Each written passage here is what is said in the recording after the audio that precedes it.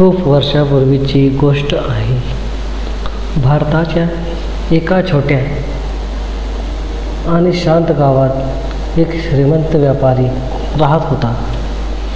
त्याच्या घरात सोने होते, चांदी होते, धान्याने भरलेले मोठे कोठार होते.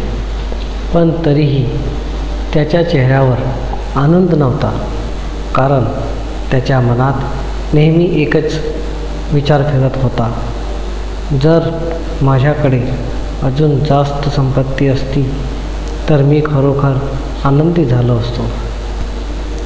एक दिवशी त्याने एक अशी गोष्ट ऐकली ज्याच्यामुळे त्याच्या मनात लोभाची आग पेटली. लोक सांगत होते, जंगलात कुठेतरी एक जादूचा दगड आहे, जो लोखंडाला स्पर्श करताच सोन्यात बदलतो. हे ऐकताच व्यापाऱ्याच्या डोळ्यात चमक आली. दुसऱ्या दिवशी सकाळी सूर्य उगवताच व्यापारी घरातून निघाला. त्याने आपल्यासोबत लोखंडाचा एक तुकडा घेतला, जेणेकरून तो प्रत्येक दगड तपासू शकेल.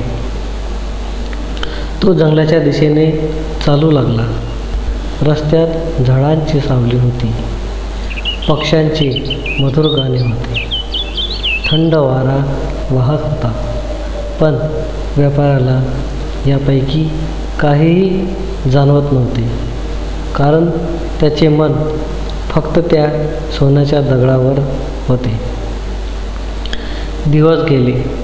व्यापारी एक दगड उचलायचा, लोखंडाने स्पर्श करायचा आणि पुन्हा फेकून द्यायचा.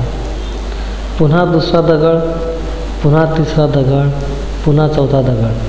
हळूहळू हे त्याची सवय बनली. दगड उचलणे, तपासणे आणि फेकणे. त्याला कळलेच नाही की त्याने शेकडो दगड असेच फेकून दिले होते. काही आठवडे गेले. व्यापारी खूप थकला होता. त्याचे कपडे मातीने माखले होते, पाय दुखत होते. पण तरीही तो शोध थांबवत नव्हता, कारण त्याच्या मनात लोभ अजूनही जिवंत होता. एक दिवशी जंगलात चालत चालत तो एका मोठ्या वडाच्या झाडाजवळ पोहोचला. त्या झाडाखाली भगवान बुद्ध शांत बसले होते. त्याच्या चेहऱ्यावर गंभीर पण शांत हास्य होते. बुद्धांनी विचारले, तो इतका थकलेला का दिसतो? व्यापारी म्हणाला, मी एका जादूच्या दगडाचा शोध घेत आहे, जो लोखंडाला सोन्यात बदलतो. बुद्ध हलकेसे हसले. बुद्ध म्हणाले, जर तुला तो दगड मिळाला तर तू खरोखर आनंदी होशील का? व्यापारी लगेच म्हणाला, हो, नक्कीच. बुद्ध शांतपणे म्हणाले, तू इतके दिवस दगड शोधत आहेस, पण तू कधी तुझ्या आजूबाजूचे सौंदर्य पाहिले आहेस का? सकाळचा सूर्य, पक्ष्यांचे गाणे, थंड वारा, यातच खरा आनंद आहे. व्यापारी काही क्षण शांत राहिला. त्याला अचानक जाणवले, तो सोन्याच्या शोधात जीवनातील आनंद गमावत होता. त्याच्या डोळ्यात पाणी आले. तो बुद्धाच्या चरणी पडला. व्यापारी म्हणाला, गुरुदेव, मी लोभामुळे आंधळा झालो होतो.